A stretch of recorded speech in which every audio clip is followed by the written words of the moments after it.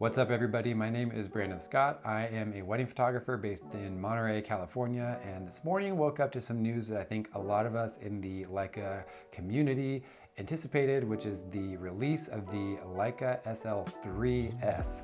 And being a bit of a Leica SL2-S power user, figured I would hop on here and give you my initial impressions and just overall share my perspective. So let's jump in.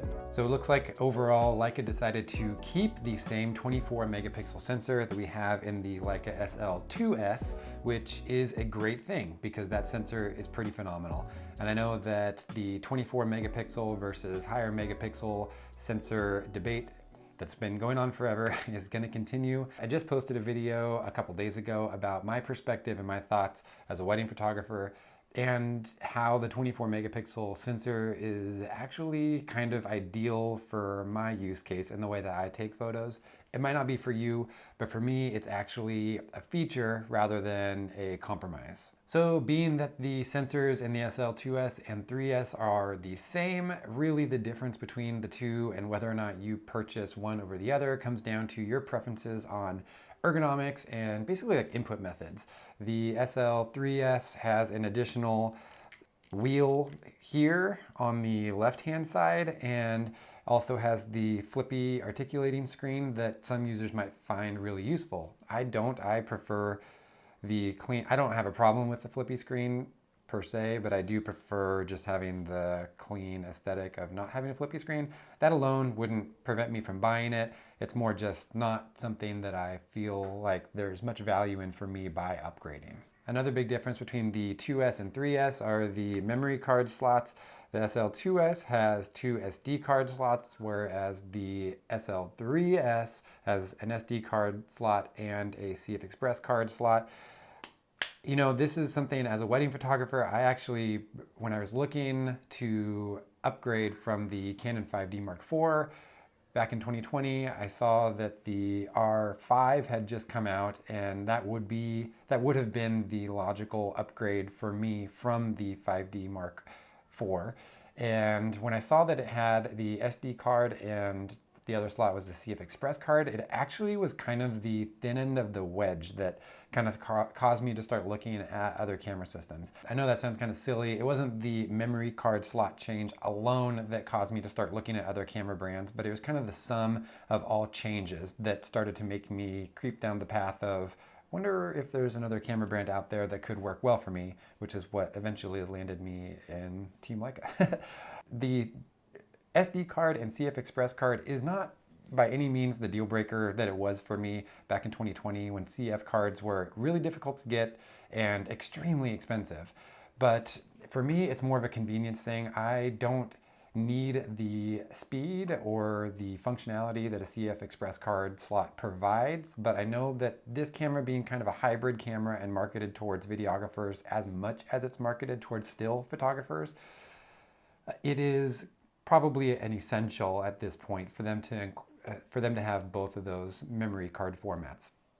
I get by just great with SD cards and prefer their form factor and the interchangeability between all of the cameras I have, the Q2, the SL2Ss, some of the other like rangefinder cameras that I've used in the past, and having the CF Express card added into that just kind of like creates a little bit of a wrinkle. So for me, having the CF Express card slot is actually not a feature that I would particularly look forward to having. It would be more like, okay, I want the SL3S, and I'll have to just deal with the fact that it doesn't have dual SD card slots. But for you, that might be a benefit, just something to consider and be aware of. So one of the other features that's worth considering if you're thinking about either upgrading or just jumping into the SL3S is that the Clicky Wheel here is also replicated on this side, and depending on how you use the camera, that might actually be a very welcome feature. I know that the idea behind it was that you could use this for your shutter speed, this for your aperture adjustment, and this right here for your ISO. Currently, I have this button on the SL2S trained or set to be my ISO adjustment button, and to be honest with you, I don't change the ISO a ton. Having the ability to rapid change ISO isn't necessarily a feature that I'm looking for.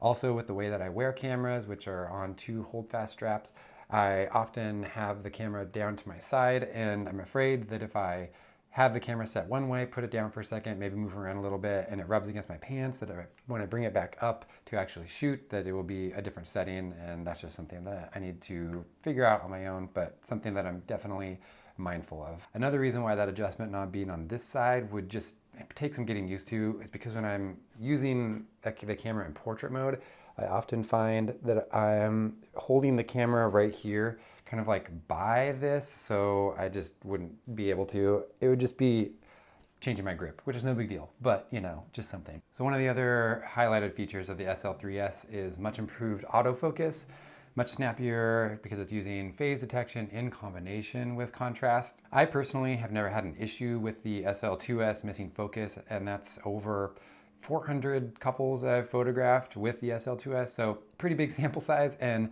the SL2-S's autofocus system has always been great for me. I know that it depends a lot on what you expect to get out of the autofocus system. For me personally, I have it set to just a single point in the center, back button autofocus, so I click lock focus, and then I can recompose that way.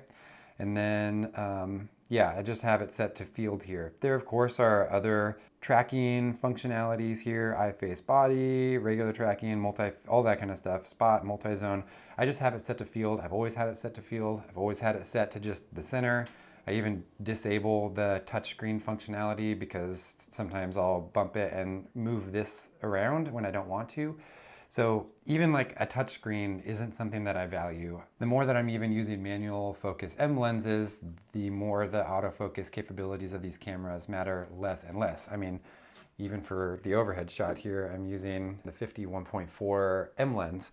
So it really, the autofocus improvements are welcome, absolutely. For some users, it's gonna be the reason to upgrade.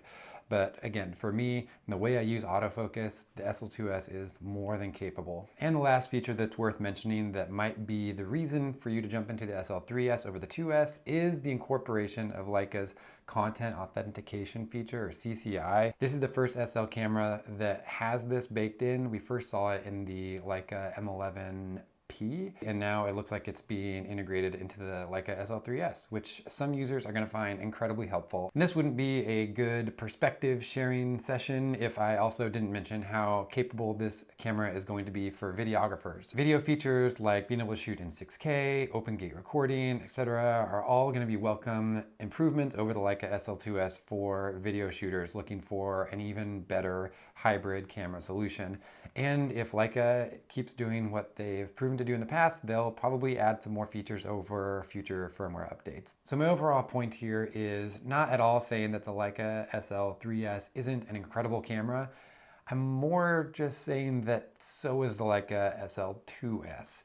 It doesn't have to be a either or situation, one camera better than the other, especially since they have the same sensor. It's more just like both are great, and both of those things can be true at the same time. It really comes down to packaging and some ergonomic and workflow improvements that you might value or not. I think that I am firmly set with my SL2-S collection, and I'm really looking forward though to maybe upgrading to the SL4-S in the future. The other thing to keep in mind too is with the SL3-S's introduction, the SL2-S is going to be driving itself down in price yet again. It was already extremely inexpensive compared to its launch price, and you can expect to find even better deals, especially on the used market, as more and more people start switching from the SL2-S to the SL3-S. If you're interested in following along and seeing the types of photos that I create with the Leica SL2-S and other Leicas, feel free to follow on Instagram. My handle is Hello Brandon Scott. Thank you for watching. I hope this perspective was helpful, and I'll see you on the next one.